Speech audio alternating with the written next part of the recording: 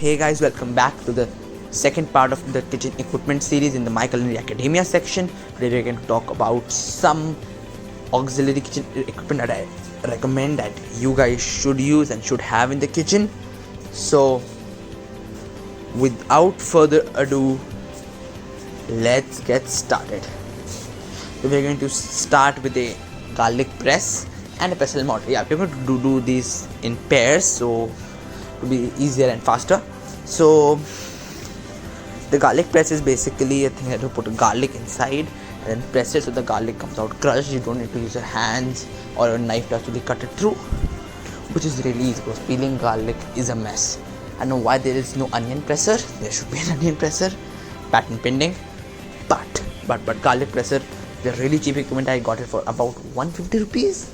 You can just use this to press garlic, press ginger, even ginger. I've tried it. It does ginger really well. So yeah, just get to the side and get to our main show being the mortar, pestle and mortar. So what pestle and mortar, the thing is you can basically do everything.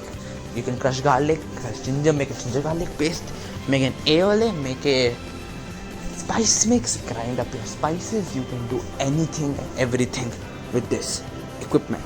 And if you want to really look authentic, as they say with air quotes, you should have this. This is the most authentic dish thing in the cooking world right now. Plus it comes really cheap. So please buy this. And let's get this to a side to get to our second section with a hand mixer and a whisk. Now you should have both. Yeah, I mean, if you have a whisk, buy a hand mixer. If you have a hand mixer, buy a whisk, because both do have different uses. If you want, you can make foams and emulsions with a whisk. I wouldn't care less, but to make it easier on you, use a hand mixer too. You can really make foams and emulsions faster with less pain. With a whisk, make sauces. Make a pan sauce. If you want to whisk something, make a cake batter. Whisk it with a whisk. Okay, make a pancake batter. But with a hand mixer, always do with emulsions and foam. Emulsions like mayonnaise, hollandaise sauce, foams like whipped cream and egg white foams. Yeah, so use that. Second pair, they have a wooden spatula and wooden spoon. Why these two?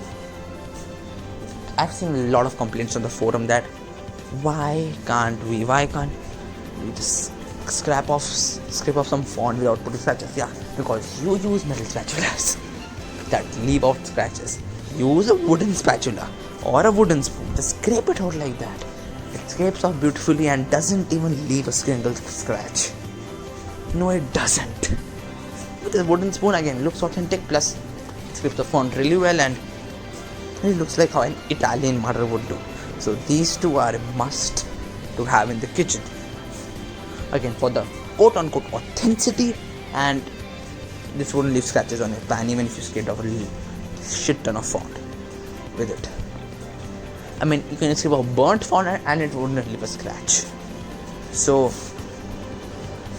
let's get this to a side and move to our last section, being other items you use otherwise. If you work with a lot of dough, you should have these two items, being they call it pizza server. I call it a dough scoop.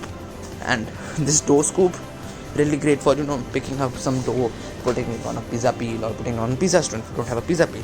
And this dough cutter or a dough divider makes working with the dough a lot more easier.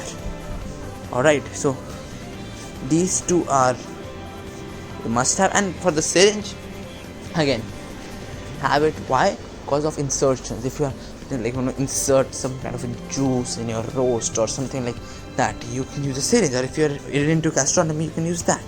So all of this done. I hope you really liked the video. Please like, share and subscribe if it was helpful. So bye.